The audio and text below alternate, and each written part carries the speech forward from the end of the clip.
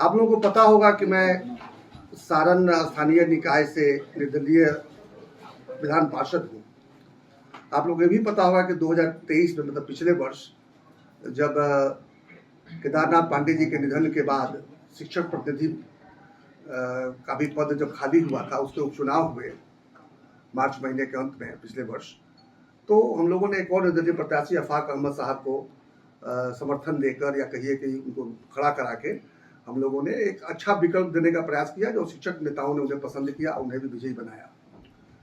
तो ये जो दो चुनाव हुए, दोनों चुनावों से एक चीज समझ में आ गया कि वो चाहे सारण चंपारण मिलाकर जो चुनाव हुआ शिक्षक वाला वो कहे, या केवल सारण जिले का मेरा चुनाव कहे वो कहे, या किसी विधानसभा अगर या संसद क्षेत्र की बात करेंगे या पूरे बिहार की बात करें, तो बिहार जो बदनाम है कि नहीं यहाँ जाति से लोग बाहर वोट नहीं करते वगैरह वगैरह, वो सारे मिथक साबित हुए। हमने ये पाया कि जिस जाति का वोट सबसे कम था उसका विधान पार्षद बना, जिस मजहब का सबसे कम वोट था उसका विधान पार्षद बना। अर्थात जाति पार्टी मजहब से उठकर सारण चंपारण के लोगों ने वोट देकर साबित कर दिया, 5 जिले के लोगों ने वोट देकर साबित कर दिया कि बिहार के लोग जाति से नहीं बंधे हुए, बल्कि नेताओं ने उन्हें जाति में से बंधने के लिए मजबूर कर दिया है। अर्थात होता क्या है कि जातिवादी दल या मजहबी दल जो हैं वो क्या कर रहे हैं कि अपना एक प्रतिनिधि, अपना एक प्रत्याशी थोप दे रहे हैं। कोई लोकतांत्रिक तरीके से नहीं होती, ये नहीं पता किया जाता कि वहाँ की जनता क्या चाहती है। वहाँ बैठे बैठे हुक्मरान तय कर देते हैं कि इनको हम भेज देंगे, किसी को 1 बार, किसी को 2 बार, किसी को 3 बार, किसी को बार, अब भेजते रहेंगे चाहे वो काम करें या ना करें। और फिर जनता के पास में 2 ही विकल्प होते हैं, एक फॉर्मेशन एक तरफ है, 5-7 दल मिलकर एक फॉर्मेशन बना लिए, 5-7 दल मिलकर दूसरा फॉर्मेशन बना लिए, और बना के जनता के पास में एक ही विकल्प होता है कि दोनों में से किसी एक को चुनो। और जब दोनों में से कोई पसंद नहीं होता तो उनके पास ऑप्शन बढ़ता है नोटा या घर में बैठ जाना। लेकिन ये 2 चुनावों ने मुझे दिखाया कि अगर विकल्प उनके मन का हो तो भारी संख्या में वो हिस्सा भी लेते हैं और अपने मन के प्रतिनिधि को चुनकर भेजते हैं, और बड़े बड़े दलों को धूल चटाने का काम भी करते हैं। 2 बार करके उन लोगों ने दिखाया। अभी ये जो लोकसभा का जो चुनाव चल रहा था, तो मैं तो चूंकि ये ऑलरेडी प्रतिनिधि हूँ, मेरा अभी 4 वर्ष का कार्यकाल बचा हुआ है। इसी 7 अप्रैल को मेरा 2 वर्ष पूरा हुआ। आज अभी 11 अप्रैल है, मतलब 4 दिन ही गया, अभी 4 साल बचा हुआ है।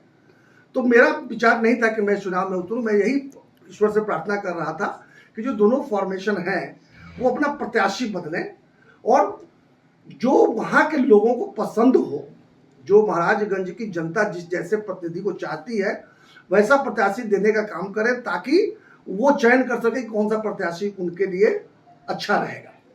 लेकिन एक दल ने तो घोषणा कर दी है, एक फॉर्मेशन ने, जो भारतीय जनता पार्टी के पास जो सीट गया है, उन्होंने तो पुराने ही प्रतिनिधि को फिर से रिपीट करने का काम किया है, जबकि वहाँ उनको लेकर काफ़ी वहाँ के लोगों में विक्षोभ है।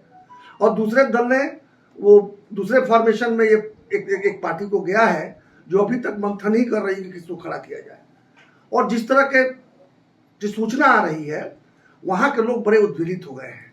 उनका ये मानना है कि नहीं, ये दूसरा फॉर्मेशन में जिस तरह का कैंडिडेट, जिस तरह का प्रत्याशी की चर्चा कर रहा है, वैसा देता है तो हम लोगों के पास तो विकल्प नहीं बचेगा नोटा दबाने के सिवा अथवा घर में बैठने के सिवा।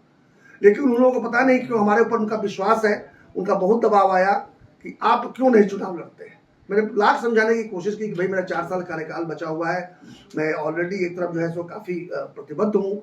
हम मुझे मौका अगर मिलेगा तो जो लड़ना चाहेंगे तो मैं लड़ भी जाऊँगा, तो दोनों सीट तो नहीं रख पाऊंगा, कोई एक ही रख पाऊंगा।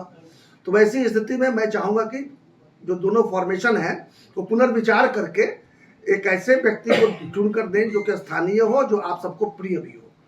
देखिए ऐसा होता हुआ प्रतीत नहीं हो रहा है। जब बाकी जगहों बात करके हमने देखा, मैं सारी बातें आपको नहीं बता सकता कैमरा पर, लेकिन मैंने जब बात करके देखा तो मुझे पता चला कि उनको तो बस घमंड है, उनको तो है कि जिसको भी चुनकर भेजेंगे जनता मजबूर है, उनको जिताएगी, करेगी क्या। तो वैसी स्थिति में आज अंतरात्मा की आवाज़ भी आ रही थी, और कुछ हमारे मित्रों ने वहाँ से फ़ोन करके एक तरह से कहिए तो मुझे बाध्य कर दिया कि आपको कुछ नहीं करना है, आप केवल नामांकन कीजिए। जैसे 2 बार जिताकर आपको और आपके प्रतिनिधि को भेजा है, इस बार भी आपको लोग जिताकर भेजेंगे, ताकि दिल्ली में भी हमारे मन का कोई वकील पहुँचे, कोई थोपा हुआ वकील न पहुँचे। जब ये बात आई तो एक बार तो मेरे विचार में आया कि मैं चलता हूँ, पहले महाराजगंज चलकर अपने लोगों के बीच में बात करके बात करूँगा। लेकिन जब पटना पुल तक, ये जेपी सेतु तक पहुँचते पहुँचते मन में विचार आया कि नहीं, अब ज़्यादा सोच विचार करने का वक्त नहीं है, अब समय आ गया है कि मैं निर्णय लूँ। मैंने निर्णय लिया और तभी मैं गंगा जी के किनारे से मुड़कर आया और 4 बजे का हमने प्रेस कॉन्फ्रेंस करने का तय किया। ये है कि अब चाहे जो हो जाए, महाराजगंज की जनता को उनके मन का एक विकल्प देने का मैं प्रयास करूंगा।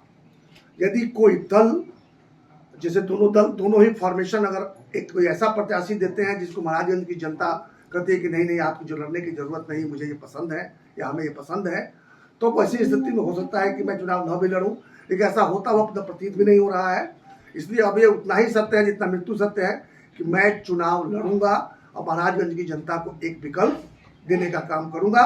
और मुझे विश्वास है, जिस तरह से 2 बार महाराजगंज, सारण और सारण चंपारण की जनता ने तय किया और अपने मन के प्रत्याशी को जिताया, जाति, मजहब और पार्टी से ऊपर जाकर निर्दलीय को जिताने का काम किया, मुझे पूरा विश्वास है कि यह चुनाव भी मैं भारी बहुमत से जीतूंगा।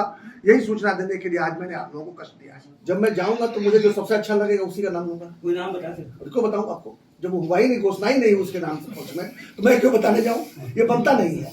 लेकिन निश्चित रूप से मेरी नजर में जो एक योग्य व्यक्ति था उसका नाम मैंने जरूर वहां आगे बढ़ाया है। अब अगर वहां का उस पर विचार ही नहीं किया गया और पहले से तय किया जा चुका है कि नहीं किसको लड़ाना है, तो फिर तो उसका महत्व ही नहीं है। बेकार में हम काहे का अपना कपड़ा खोल ले जाए भाई। सरसा जी, बहुत बड़ा सवाल और है, क्या महाराजगंज सीट आपने उस लिए ही चुनी है? थोड़ा सा ये सवाल हटके है कि वहां आपकी बिरादरी का भी थोड़ा सा बहुत ज्यादा वर्चस्व दिख रहा है। अब क्या करे भाई, मेरा जन्म महाराजेगंज में हुआ है तो कहाँ चले जाए, तो स्थानीय की बात कर रहे हैं हमारे पास। अच्छा, सारण जिला से जब मैं लड़ा चुनाव तो मेरे बिरादरी का 1% वोट भी नहीं था। जो चुनाव में लड़ता हूँ, जो स्थानीय निकाय का चुनाव लड़ता हूँ, अब डेटा निकाल के देख लीजिएगा, 55 वोट में 55 वोट नहीं हुआ मेरी बिरादरी का। फिर भी वो चुनाव लड़ा और 2 बार 52%, 56% लेकर जीता।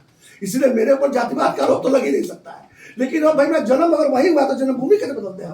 माता पिता और जन्मभूमि बदलना मेरे बस में है क्या? भक्ति जरूर मैंने चुना है। क्या चुनौतियां होंगी और चैलेंजिंग क्या होगी वहाँ? मैं किसी चुनौती को चुनौती समझता ही नहीं हूँ। जब तक जनता का विश्वास मेरे साथ में है, मैं किसी भी चुनौती को चुनौती नहीं समझता। आप प्रशांत किशोर को फ्रंट फुट पे क्यों नहीं ला रहे हैं? क्यों चुनाव हारने का डर है और उनका चेहरा जो है बदनाम हो जाएगा, इसी वजह से उनका नाम नहीं ला रहे हैं? प्रशांत किशोर जनसुराज अभियान को समझने का काम ही नहीं किया। जनसुराज के मजबूत सिपाही है ना। पूरा जो अभियान चल रहा है वो यहाँ पर व्यवस्था परिवर्तन करने की, बिहार के व्यवस्था परिवर्तन करने का अभियान है वो। अब बिहार का व्यवस्था परिवर्तन लोकसभा के चुनाव में नहीं हो सकता है, उसके लिए विधानसभा के चुनाव तक इंतजार करना पड़ेगा, पहली बात। और दूसरी बात, जब तक खाना पके नहीं उसको परोस देने से स्वाद नहीं आएगा उसमें। अभी जब आधा बिहार की पद यात्रा पूरी नहीं हुई है तो हम लोकसभा चुनाव लड़ने जाए, 2-4 सीट पर लड़ ही लेंगे तो उससे क्या बन जाएगा, क्या बिगड़ जाएगा? इसलिए वो आधे मन से तो कोई काम प्रशांत किशोर न करते हैं, न जनसुराज जी करने वाला है। नॉमिनेशन कब करने जा रहे हैं सर, ये बताइए। जैसे जिस दिन से नॉमिनेशन शुरू होगा, एक शुभ दिन देखकर नॉमिनेशन करेंगे। ये तो औपचारिकता बची हुई है। क्या होगा आपका मुद्दा, क्या होगा? बस वही सुंदर राज, जनता का सुंदर राज। मुद्दा तो बदल नहीं सकता। अगर आप ये वीडियो YouTube पर देख रहे हैं तो हमारे चैनल को सब्सक्राइब करें और बेल आइकन को दबाना ना भूलें। अगर आप Facebook पर ये वीडियो देख रहे हैं तो हमारे पेज को लाइक करें।